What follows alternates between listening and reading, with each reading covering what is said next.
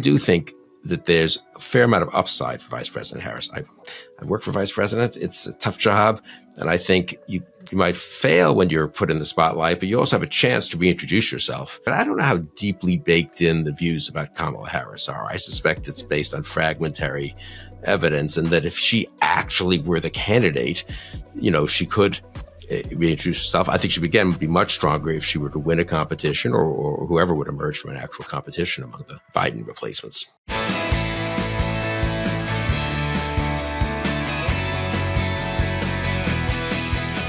Hello and welcome to the Bulwark Podcast. I'm your host, Tim Miller. It's Monday, so I'm here with Bill Kristol. But first, a little programming note. We've got a new show here on the Bulwark Network. It's the Michael Steele podcast, former chairman of the RNC, now MSNBC analyst. I love Michael Steele. I'm so excited to have the chairman here as part of the network.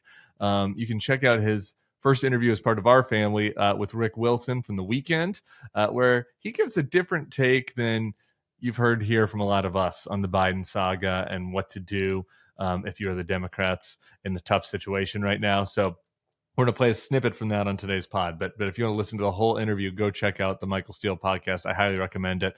One other thing on that front, I've been getting some requests from viewers to hear that countervailing perspective on what the right thing to do is right now, on why we should keep Biden, on why circling the wagons might make sense. I think I got the right guest for that tomorrow. I do want to say it's been a little challenging to find someone to do that who actually has campaign experience. So I think that's important. I think that talking to influencers and debating them, I'm happy to do that. Influencers, pro-Biden influencers play an important role, but it's nice to have somebody that has campaign experience to really hash this out, number one. But number two, more important than that, is getting somebody that is saying what they really think. I think that there is a view among some, which I respect, I'm interested in, that the right thing to do is to just do happy talk publicly. But then in private, when I talk to them, they're very sympathetic to a lot of the arguments that we've been making here at the Bulwark. And I don't want to, this podcast, the ethos of this podcast is I say to you the same thing that I say on text with my buddies. And so I want to make sure we have guests on to the extent possible that are also doing that. So I hear the argument that maybe there's something to be said for, moderating your views or modulating them in public. But that's just not what we're doing here at this podcast. So anyway, we should have that guest up tomorrow. We're going to have more this week about SCOTUS, about Christian nationalism, about the NATO meetings, and about the potential for Kamala. So it's going to be a good week. Stick around for all of that. Now we turn to Bill Kristol. How you doing? I'm fine, Tim. How are you? I searched Twitter, just did a little Twitter search to see if anybody had said the words, Bill Kristol was right. And I couldn't find anybody. No, you don't get any credit. Nobody gets any credit these days. People do, you had some wrong predictions in the past, I will say. Yeah, you maybe had some wrong takes at some point in your illustrious career. But when it comes to the matter of the last two fundamental inflection points in our politics, in the midterms, I think it's important to say this, in the midterms, among the Bulwark crowd, you are, I think, the most bullish about the Democrats' chances. Democrats did lose the House, but you are the most bullish about the Democrats' chances in the midterms. And among the Bulwark crowd, you are the most vocal that it might run us into some problems in defeating Donald Trump if the standard bearer is 81 years old. So it feels like you were 2 for 2 on those. I don't know. What are you? Do you want to do a quick victory lap before we get into the I appreciate that, Tim. The check's in the mail. That was great. we can end the podcast here and just say, All right, we'll see. Let's do this all again tomorrow. Anyway, Bill Kristol had some points. I think that's important to remember as we get into the details here. Since we last spoke on Friday, the president did a lengthy interview with George Stephanopoulos, and then this morning with Morning Joe, he had some events in Pennsylvania over the weekend. I'll get into the Morning Joe of it, but since you got a chance to watch George on Friday, and it's had a couple days to settle in, what were your reactions? I wasn't reassured. I mean, in general, he was decent in some answers, a little incoherent in a couple of others. But his general stance was to deny the evidence that he might not be running very well against Donald Trump, to say at the end, was probably the most famous quotation from the interview, that, when Stephanopoulos had, that George asked him a good question to close with, which is, well, what will you think if it doesn't work, if Trump wins? Well, I'll have done my best, he said, basically. I've done as good as job I want to do. There's a debate of whether he said the goodest job he could do, or as good a job as he could do. We'll give him the benefit of the doubt on a mumble there. On as good exactly. A job but he's doing as good a job as you can do when he has said so many times that everything's on the line. It's just not enough. I mean, it is honestly as if Lincoln tried to, remove a general in the early years of the Civil War, and the general said, well, I'm doing my best, and also I really am anti-slavery. Well, that's very, very nice, but if you're not up to winning the war, you should step aside. And Lincoln moved them aside. We're not quite in that situation. He's a president, not a general. I take that point, but he should have the self-knowledge to step aside, in my view. And he doesn't. Yeah. And that was very clear he doesn't want to think about it. There was no argument in the Stephanopoulos interview, as David Axelrod wrote the next day in a pretty tough column and pretty startling one from someone who knows Biden well and obviously is, what would you say, the most currently respected Democratic, strategist in the country, perhaps, saying, look, it's denial and delusion here. I mean, that I'm afraid that's the case. Yeah. Joe Biden hates David Axelrod, which is a quick aside from the Morning Joe interview. They start listing the people that had called on him to step aside. And when they get to David Axelrod, Biden lets out like a harumph, like a guttural at the having to even hear David Axelrod's name. I want to get into what, like the Biden survival plan, to your point. This sounds like a person that has dug in, but going on the Georgia interview, everybody can go back and forth. Like, does he sound old? Like, does he sound with it? Like, is it, it's all subjective. He still sounds like Biden. He still sounds somewhat diminished. He didn't sound, he didn't sound confused or like he had dementia or whatever, but like he didn't sound strong. So, that's a little bit like figure skating judging. To me, the frustrating part of that, the Stephanopoulos interview, and he tried to fix this a little bit on Morning Joe, but not that well, is that he still doesn't have like a proactive message about why he can beat Trump, why he is the one to beat Trump. Like, what is the main contrast? It's all this back. Anytime George gave him an opportunity to talk about that stuff, it's all this back looking. Like, well, look at what I done. Look at what I did. NATO and the economy, and we talked about that a bunch on here. I don't begrudge him mentioning his record. He should. But there's no message. Like, what is Joe Biden's message for why he is the person to beat Donald Trump? And he doesn't enunciate it, very clearly, or at all, really. I mean, didn't that kind of strike you as well? Just this lack of the vision thing, as they say. Yeah, I mean, very much no forward-looking message at all, really, either in the interview or at all. It's a little overstated. Not much of a forward-looking message, and very little of one in that letter he released this morning. And as you say, it's an assertion. He beat Trump in 2020. That he says, and that is correct. But otherwise, there's no argument. It's you're supposed to take him on his word because he's the president and he beat Trump in 2020 and he won the Democratic primaries against Dean Phillips. And, that's it. I mean, that really is what he said on Stephanopoulos, really what he says explicitly in the letter, which obviously is something they all worked on. So that can be taken as a more, not a good night or a bad night, just an actual statement of what he believes. And, I don't know. I thought it was so important to beat Donald Trump that we had to, rethink things and put other things aside, so to speak, and put self-interest aside, and really be serious about what's good for the country. Yeah, I concur with that. So here's the Biden defense explicitly in the letter you referenced, and there's a good column this morning by Jonathan Martin, who we had on the day after the debate to kind of discuss what his path forward based on his reporting. It's interesting on this podcast today after I asked him, like, who do you think would be a Democrat that might speak out and call him to resign? And Jonathan pulls Susan Wild out of his ass, a congresswoman from Lehigh Valley in Pennsylvania. And there she was last night, Susan Wild, one of the 9 Democratic congresswomen who has called on him to resign. So some reliable reporting from J Mart. He says that the Biden survival plan is decry elite critics and appeal to the base, particularly black voters, particularly union leaders. In the letter, there's a bit of that that puts a finer point on it. Here was Biden's letter to Democratic members of Congress. Let's see. The voters of the Democratic Party have voted. They've chosen me to be the nominee. Do we now just say this process doesn't matter, that the voters don't have a say? I decline to do that. I feel a deep obligation to the faith and trust the voters of the Democratic Party have placed in me to run this year. It was their decision to make, not the press, not the pundits, not the big donors, not Bill Kristol, not any select group of individuals, no matter how well-intentioned. They didn't actually mention Bill Kristol. The voters and the voters alone decide the Democratic nominee. How can we stand for democracy in our nation if we ignore it in our own party? I cannot do that. I will not do that. I wonder what you think about that message. I mean, he did win the primaries over Dean Phillips and Marianne Williamson, and others should have challenged him, in my view, but they didn't. And anyway, it's hard to beat an incumbent president.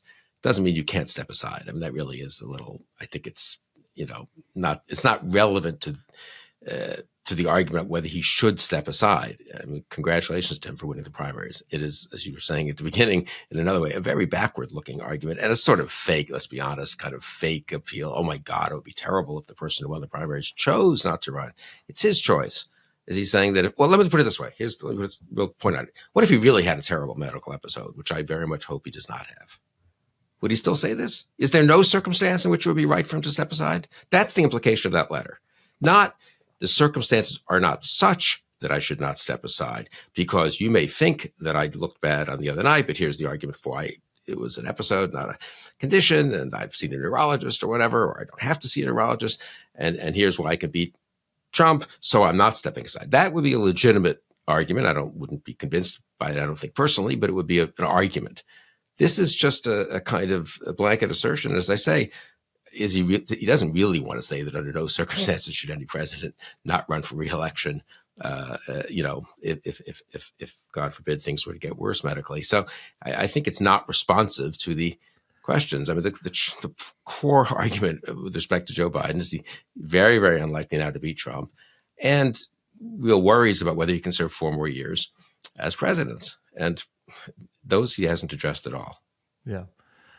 He also said in the Morning Joe interview, the average voter out there wants Joe Biden. He said to the elected class, the same people he was just referencing in that letter, go ahead and challenge me at the convention if you think that the people are not with me. I'm of two minds about this message. On the one hand, if he's going to stay in, which he seems by all accounts, like he looks like he is, not at all persuaded by the reality on the ground, and that he plans to stay in. If he's going to stay in, like, that's not a horrible thing to do, to try to rally the troops, right? Like Scranton Joe, average Joe, I'm with the people are with me, and the elites are out to get me, to try to take back some of that populist mantle, the guy on the Trans Am, cleaning the Trans Am in the driveway, like the old Onion cartoon. There's something to be said for that.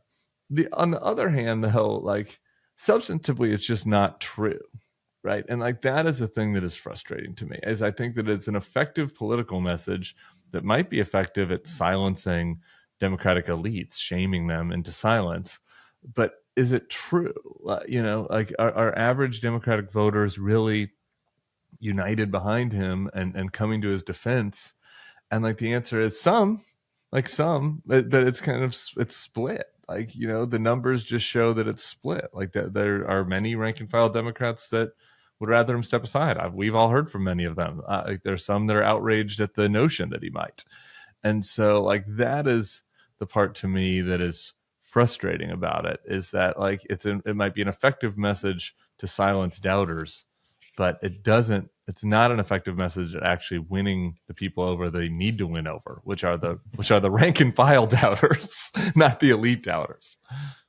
To say nothing of a few more actual independent voters who he needs to actually defeat Donald Trump. I mean, I agree. We have a lot of polling. It's about 50-50 among Democrats whether Biden should stay in. It's way underwater. Maybe a little more. Maybe it's a little. Okay, still extraordinarily low number, given that, as he says, he got 85% of the primaries and he's the incumbent Democratic president. You don't normally see only half your own party wanting you to get out at this late date. Anyway, this is a tougher question to ask than it was a year ago when you could, and think, okay, he gets out now. It's graceful. We have a nice confidence. Now it is going to be tougher to do it all in a compressed time period. I think it's doable, but whatever. I can see regular voters saying, awfully daunting. Even so, almost half of them want him to get out.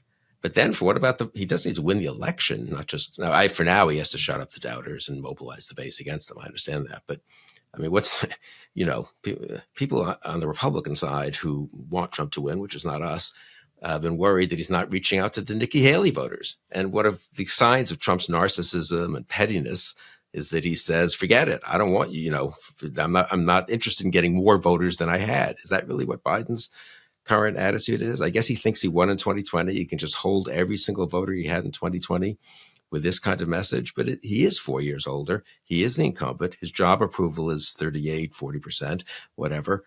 I mean, those are just facts. Yeah, it's funny.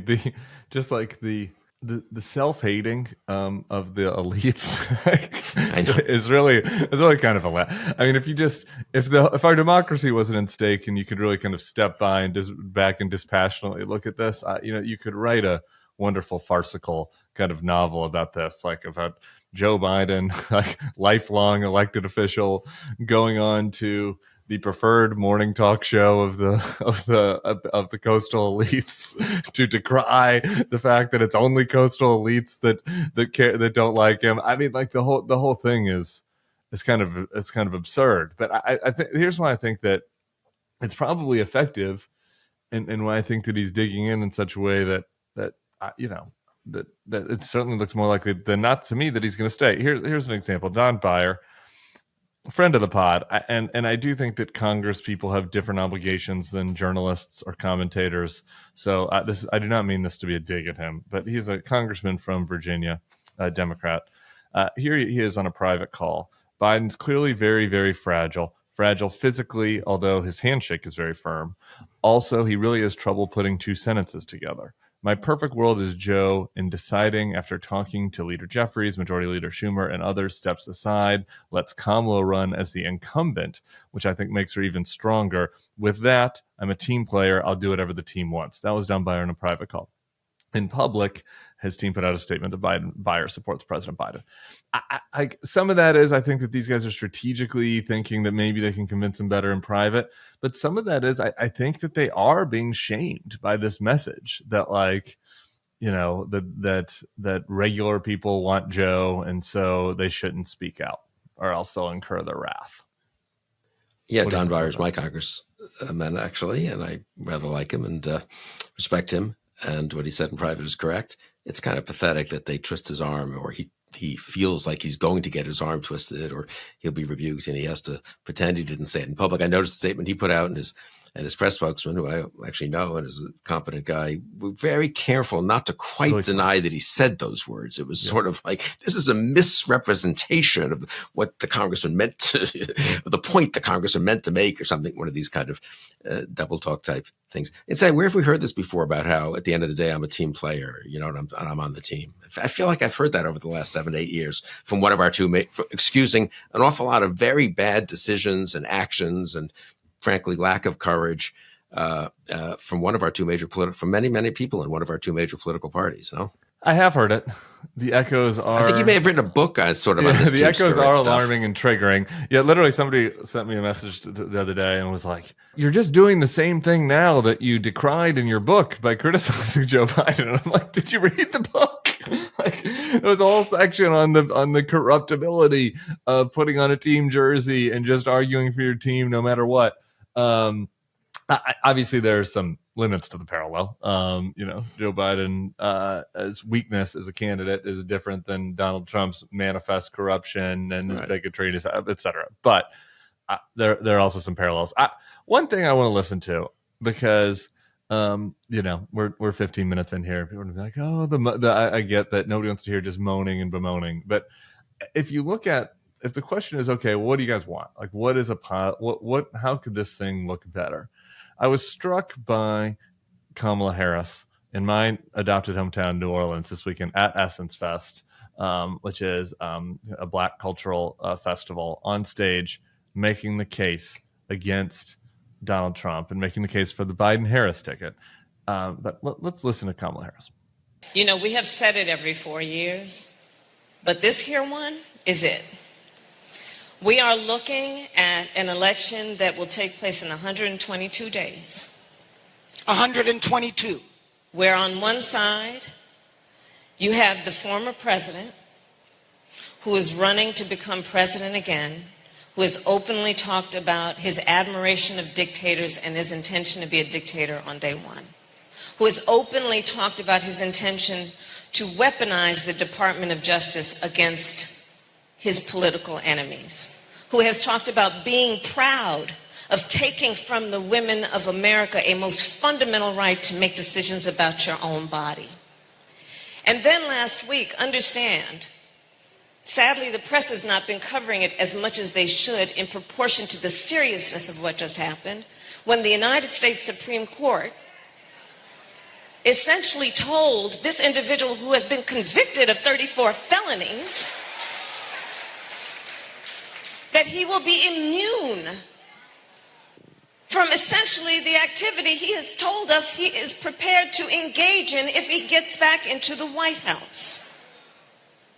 Understand what we all know. In 122 days, we each have the power to decide what kind of country we want to live in. That's a pretty good message. That's a million times better than anything Joe Biden has said. I could nitpick it a little bit. I wish there's some things that you could do to sharpen that, but it was a minute and a half of a very coherent case against Donald Trump, about the threats to Donald Trump, about what unites us as Americans, about American values and freedoms that need to be defended. That's pretty good. If we're going to have a Biden-Harris ticket, we could use more Kamala out there doing that. But with Kamala at the top of the ticket, I don't know. I think that's much more compelling than anything we've heard from Joe Biden at the debate or since. I mean, if the task is which it is in large part, to make the case against Donald Trump, many Democrats can do that, including Vice President Harris. And I agree that that's a good clip. And I think she's a prosecutor, was a prosecutor. And I have no reason to think she couldn't make that case consistently better than Joe Biden. I also think, honestly, a bunch of governors can make that case and probably are making that case if we went and got their clips against Donald Trump as well. So the idea that Biden is uniquely qualified to make the anti-Trump case is just on its face kind of ridiculous. They all can make the same case. It is not a mystery what the case is. We all have the same clips of January. There'll all be the same ads about January 6th, et cetera, et cetera. In terms of defending the administration, I think Vice President Harris is better at that than Joe Biden. One reason I'm queasy about her as the best nominee is she does have to defend the administration a little more than a governor who would be more of a fresh start, let's say, might. But you know what? That's why someone like, I think at least it would be good to have a competition, which if she emerged from it, a mini primary or whatever, she'd be stronger than merely being anointed by Biden. But I think that's secondary. If they all want to anoint her, they'll anoint her. And I mean, people like me won't stop them, I suppose. But I think competition's healthier. It's actually more democratic, to use the what Biden was appealing to, and let the delegates choose. But again, you're right. I mean, I do think that it really, in a funny way, undercuts the "it's only me" message from Biden, which again, though, brings home how really, I think, irresponsible he's being. It can't only be him who can make this decision. 2020 is a little different. Trump was the incumbent. We all worked, did some work for Biden or for a moderate Democratic nominee instead of Sanders and Warren. I think we're a very different situation 4 years later for many reasons, including that it's 4 years later. He's the incumbent president with a low job approval. There are all these Democratic governors who were not governors or in their very first year or two in 2020, et cetera, et cetera. But still, I mean, whichever way one cuts that, there was a case for Biden in 2020. It's a much, much weaker case today and a stronger case for other candidates. And incidentally, on Harris, her approval is almost identical to Biden. She's running in the polls slightly better than Biden, it looks like. And I do think that there's a fair amount of upside for Vice President Harris. I work for Vice President. It's a tough job. And I think you might fail when you're put in the spotlight, but you also have a chance to reintroduce yourself in a way to the American people. I really don't. I think Sarah disagrees with this, and she does a zillion focus groups, and I don't listen to focus groups, so I could be wrong about this. I will stipulate, but I don't know how deeply baked in the views about Kamala Harris are. I suspect it's based on fragmentary evidence, and that if she actually were the candidate, she could reintroduce herself. I think she would again be much stronger if she were to win a competition, or whoever would emerge from an actual competition among the Biden replacements. Yeah. And I'd let Sarah speak for herself on this. I think that you'd agree with the narrow point that you're making, that it's kind of a shallow dislike of Kamala Harris. I think she's worried kind of about the broad and shallow concerns that people have about Kamala. We did if you want to suffer through focus groups post debate, Sarah and I did a podcast about 4 of them, which we listened to, and over on the focus group feed. And I thought it was interesting. There were some concerns about Kamala for sure. Some of them felt. There were a few people that had pretty strong anti-Harris views. Most of them, it was more just like, I don't see her, I don't know enough about her. And again, I just think that this list, going back to that clip, the prosecutor versus the criminal, it's a pretty clear frame that emerges. A pretty clear message that emerges. It's a short campaign then at this point. I think that there would be a huge media bump for her. And kind of a halo effect that you would get, not through the first, not on Fox, but in a lot of the other areas of the media. There'd be some excitement, a breath of fresh air. It is worth noting, Bobby Scott in the Congressional Black Caucus, in the Jonathan Martin article referenced earlier, when said essentially that, like, no, you're not getting past Harris. Like, that if it is not Biden, like, it is going to be Harris. We're going to unite around her. And he goes, I said, well, for 3.5 years, her black job as vice president of the United States has been to be ready.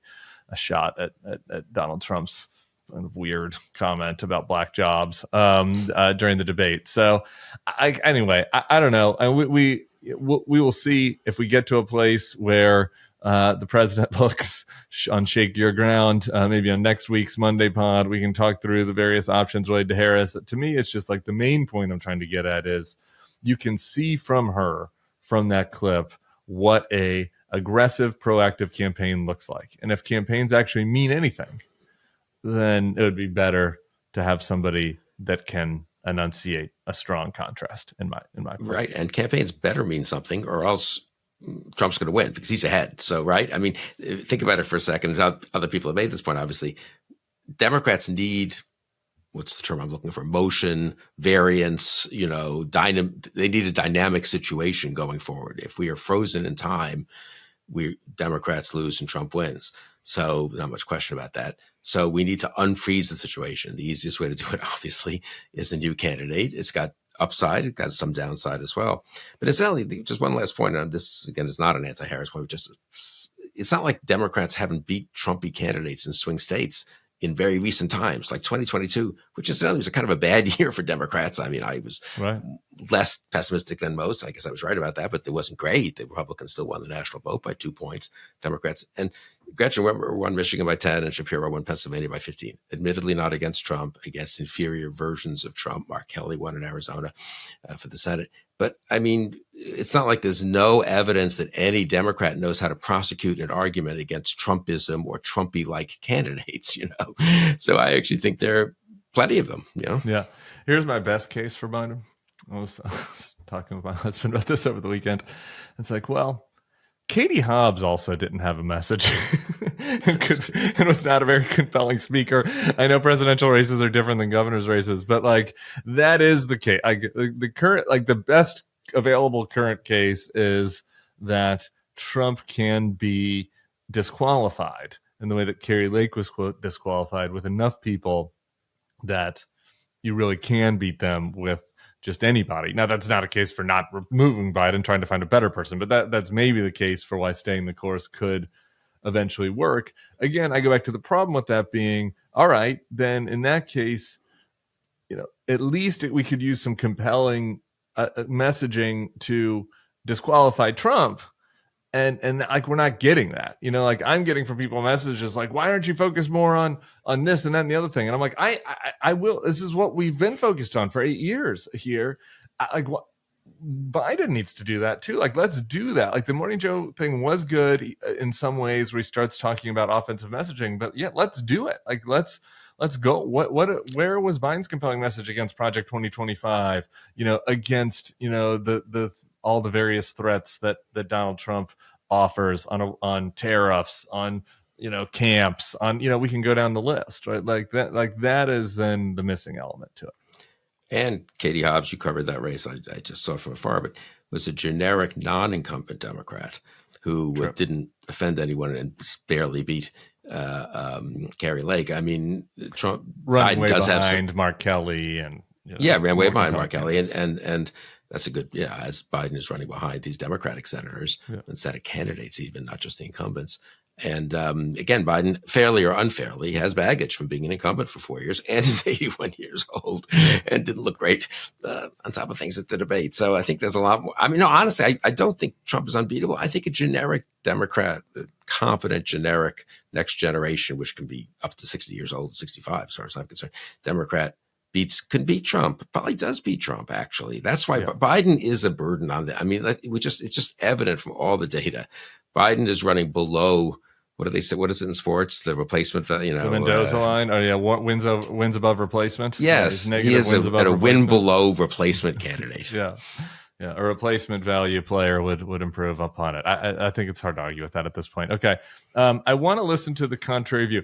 As I mentioned in the intro, we've brought the Michael Steele podcast into the Bulwark family, which is awesome. We love Michael Steele, and I hope to have another countervailing view tomorrow on the podcast. But just for Bill Kristol's edification, let's listen to Michael Steele and Rick Wilson talking over the weekend on the new addition to the Bulwark podcast family. But the pro-democracy Republicans who have been very clear in stating, all right, Democrats, stop pissing in your own soup, get your act together, get your head out of your ass, and understand the moment you're now confronting. That's right. You've now come to realize the dirty secret's out. Everybody knows Joe Biden is old now, all right? So help us help you fix this and move this thing forward. Yep. And it's been frustrating listening to Democrat after Democrat whine, always got to get out. Well, get out of the race and replace him with who at this stage? Who are you going to do it with? Nobody. You tell Michael, me nobody with Kamala. Where are you going to go? I talked with a very senior Democrat the other day who said to me, okay, play this out with me. Here's what happens. Joe Biden says, I'm out. Then we scramble around for a month and a half till the convention. On the first night of the convention, and this person said to me, all the lunatics come out. And they're like, we're going to put Jamal Bowman or Bernie Sanders or whoever on the ticket. All the crazies roll their crazy out in front of America. The second night, it's an even worse cat fight. The third night, it comes down to Gavin and Kamala, and Gavin wins, and every African-American member walks out of the goddamn auditorium, and the election goes into the fucking gutter. And this is a person who you would not think is a moderate Democrat. This is a fairly liberal Democrat who's like, our own people are fucking us. They were directing mostly their messaging to the Don Byers of the world, to the Democrats, and saying, guys, like, we are what we are. There is another option. Circle the wagons. Let's man the battleships. Let's go into fight. There's an argument for that? Is there an argument for that? What do you think? I mean, there's an argument, of course. And I know people who, kind of different way, I'd say, make the argument for the risks of Biden stepping aside are not nothing. And maybe he, doesn't have another bad night, as he puts it, from the debate. And incumbency maybe is a plus, not a minus. I'm doubtful about that, but it's possible. Of course, it could be. And maybe he's pretty good at getting under Trump's skin than he was in that first debate that we've now seen one of the two debates between the two of them. So maybe there are reasons to have better hopes for Biden. You need to explain them. You need to articulate them. It can't just be, we shouldn't be criticizing each other or something, because it's going to, at the end of the day, none of what we say here, if Biden stays in, Biden will perhaps prove me wrong. I'd be very pleased if he does, if he stays in, but it's much better judgment, I think, to step aside. Richie Torres was on the pod a couple weeks ago, who we both like a lot, made a different version of this case. Regardless of where one stands on the question of Biden's political future, the intra-party mixed messaging strikes me as deeply self-destructive. Those publicly calling on Biden to withdraw should ask themselves a simple question: what if the president becomes Democratic nominee? The drip, drip, drip of public statements of no confidence only serve to weaken a president who has been weakened not only by the debate, but also by the debate about the debate. I totally disagree with that. I just say, I mean, I was there in 2008 when all the Fox people, including Karl Rove, were, as the Obama Clinton slugfest went on, and it went on forever, right? It went to the last primary, and Clinton won a lot of the later ones in big states. And finally, she conceded after the last primary, a little bit after the last primary. And every week there'd be a primary, Clinton would win, or Clinton would get 48% of the vote against Obama. And people would say, this, and they'd have a poll that showed 40% of the Clinton voters wouldn't vote for Obama or vice versa. And it was like, this is going to be great for the Republicans. Ooh, are they hurting themselves? Oh my, those are actual presidential candidates slugging it out. Me and you saying maybe he should withdraw, a few congressmen saying it, politely saying it with tribute to the fact that he's been a good president. We're not hurting Joe Biden. I literally don't believe there's a single voter out there who cares, who's thinking now, you know what, it hadn't occurred to me before that the debate wasn't good. But now that people are talking about it 10 days later, I'm more worried. I mean, I suppose there are a couple of voters. I can't prove this, but I think it's, I like Richie Torres, but I don't think that's a very serious argument. I like him too. So 3 points there. The 2008 anecdote, I just want to put a finer point on. Such a great comparison, right? Like such a great comparison. This notion that Obama was hurt by that primary being extended as long as it was.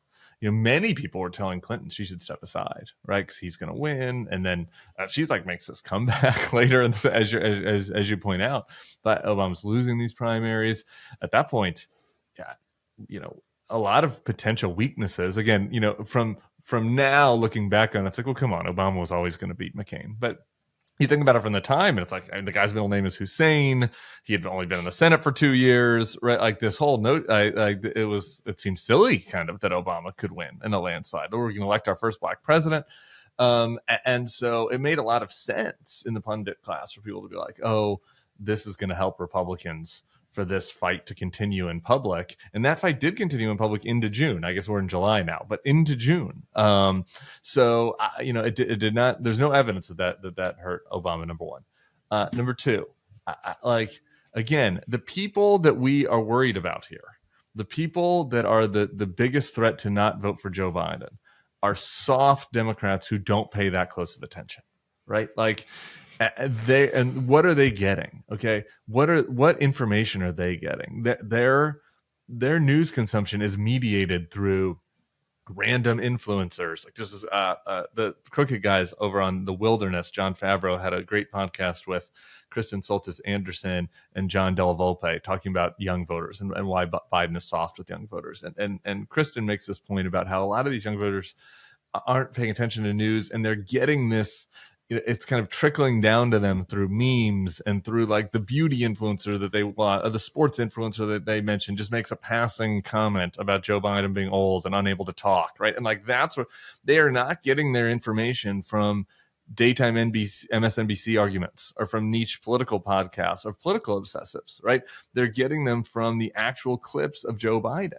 And like that is the thing that is frustrating to me. It's like, oh, people are like, oh, if we talk this out, that's going to hurt Biden. The damage is already done. Okay, if you can make the arguments to me that despite the damage being already done, Joe Biden can still win because of X, Y, and Z. Donald Trump is terrible. We're going to make this contrast. He's going to turn it around. Awesome. But this notion that like, oh, he's being harmed more by the chattering class is silly. Like the actual clips of Joe Biden talking are going to be the things that are in the ads in the fall, not some aside by some pundit that the normal voters that are going to decide this election haven't heard of. I mean, just 2 points. You made this last point just in passing. I just want to put a point on that people talk that, we can get past the debate. Really? There's this thing called like paid media, and there's another campaign that's going to take those clips from that debate. We're not getting past that debate. Maybe if there's a second debate, he corrects the impression of the first debate. Maybe if he's out there on the stump, he corrects it a little bit, but that is a fact. It is not a fact that can be overcome or wished away, I would say. And secondly, if we're just to bring up a campaign I don't like to remember too well, the 2016 Republican campaign, Trump was attacked by Republicans and who called on him to withdraw as late as what was the day of the Billy Bush tape, to October 7th, I think. Great.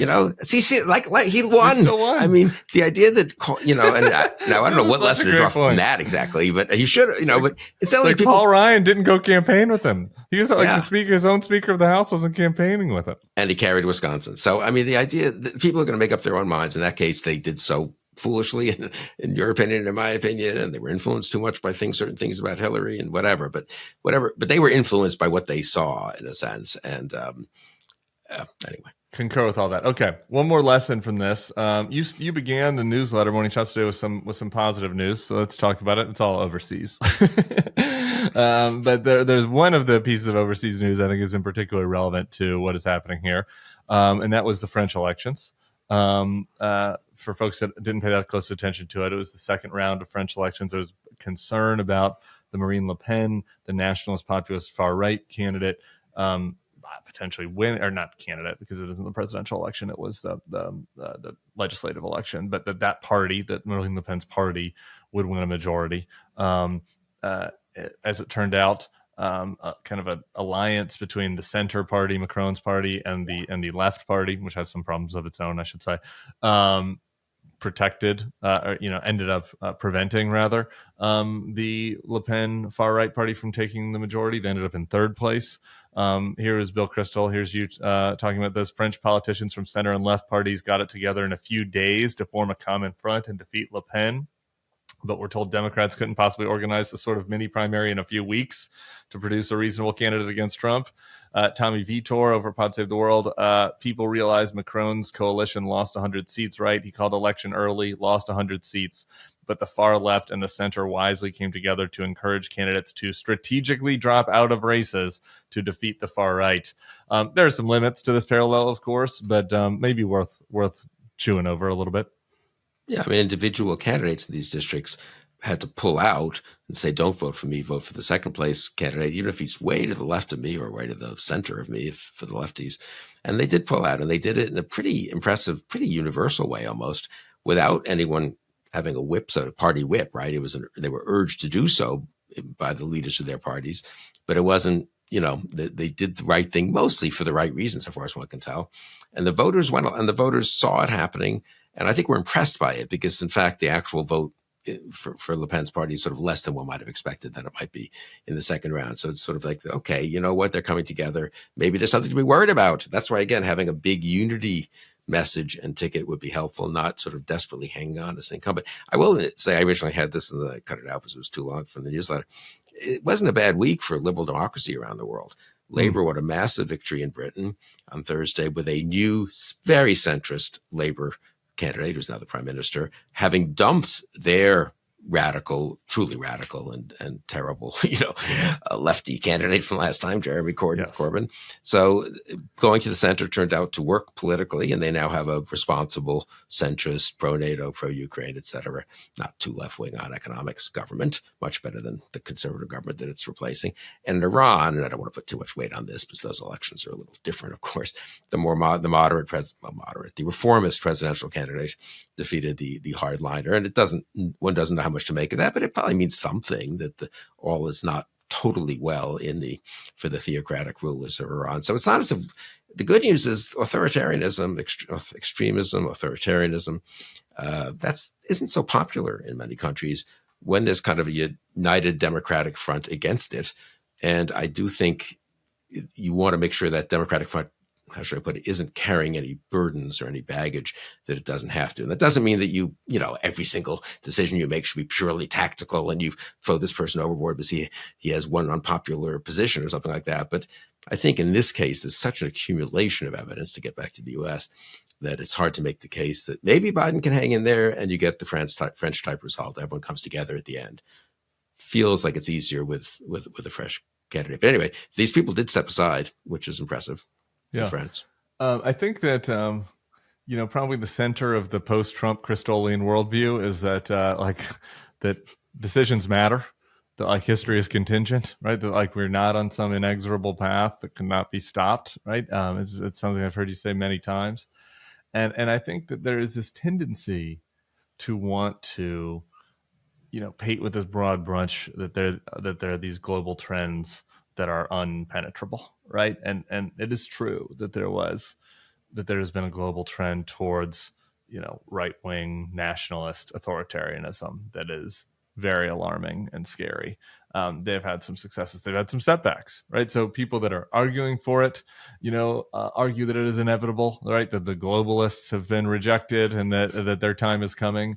The people the anti-authoritarians, after a weekend like this, argue that, you can see these far-right nationalists are not that popular. And you can just look at what happened in England and France, and you can see that America will reject them just like Brazil did and just like England and France has. And like the reality is, it's kind of like, no, in a lot of these cases, it could have gone either way, right? In a lot of these cases, things could have, fallen on one side or the other based on decisions that leaders made, that parties made. And those of us that want to fight these dangerous forces should think about that and do our best to encourage responsible decisions. I mean, like that's to me the takeaway from all this. I don't know. Do you think that that's too pessimistic? No, I think it's very well said, and I totally agree with it. Yeah. Okay. Any other final thoughts from us? I guess one other thing that Sarah mentioned this weekend that I do think it's worth talking about, that I kind of alluded to earlier. I think President Biden has been pretty poor himself at injecting Project 2025 into the debate. But I think that the apparatus around him has really used, Trump's ham-handed attempt to distance himself from it, and kind of the desperate need to talk about something else besides Biden's debate, to effectively inject it into the bloodstream. And I think that there's some evidence that people are becoming more and more aware of Trump's plans. And I do think that, it's something obviously we've been talking about here for a while. We did a whole episode or two with Amanda Carpenter, who left the Bulwark to focus on this over at Protect Democracy. But is there a potential nub of a strategy for digging out here in highlighting this kind of really unpopular, dangerous agenda that Trump stumbled into, which he didn't really need to, given, I think, the much more astute strategy of not having a platform that they had in the past. I don't know. Do you have any final little glimmer of optimism around the increased attention on Project 2025?